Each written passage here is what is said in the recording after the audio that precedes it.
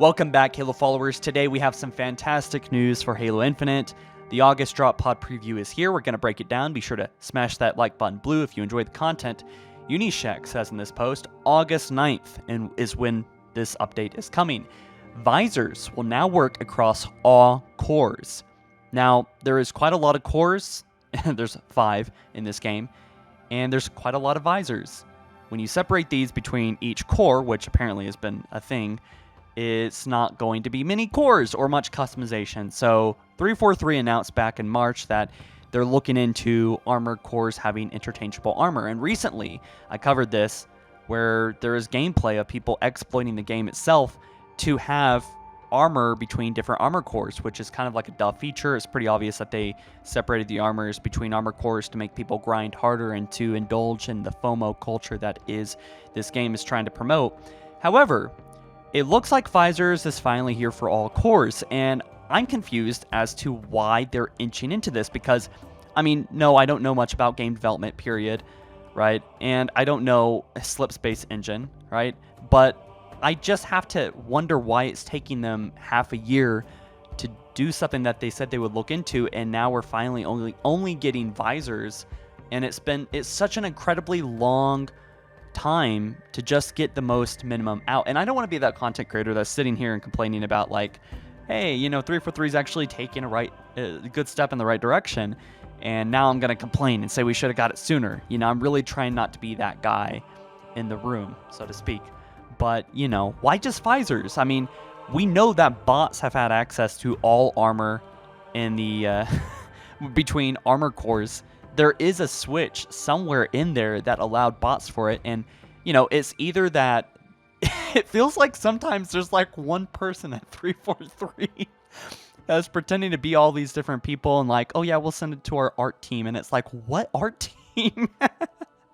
It's like no work is really being done or pushed along, at least very quickly. And I mean, I'm grateful that I'm really not trying to complain here. I'm really not trying to complain, but Visors is kind of like something that really should have come at launch. There, I'm being that guy now. I'm being that guy. It should have come at launch. But, it's honestly, this is the reason why I don't care about customization very much in Halo Infinite. Until armor cores are interchangeable with armor, then there really is, it's such an unnecessary system. And it's like, there's got to be more coding to instill this kind of system than there is to without it. Because people have already exploited this game, had interchangeable armor. The bots have already had it, for Christ's sake, in when this game first launched last year.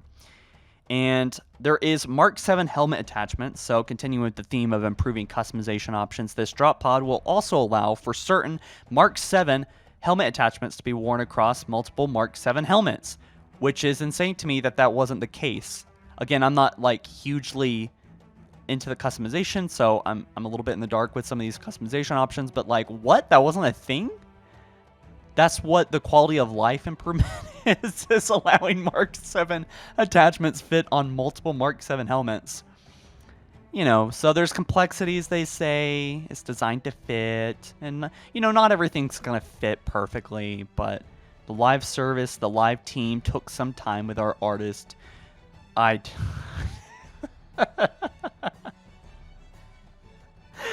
Oh, geez. So, I mean, it looks good. I'm glad they're doing it. Multiplayer, kicking off things with ranked doubles. They're doing a CSR reset, which I thought happened like months ago, but I guess it's coming with this drop pod's release.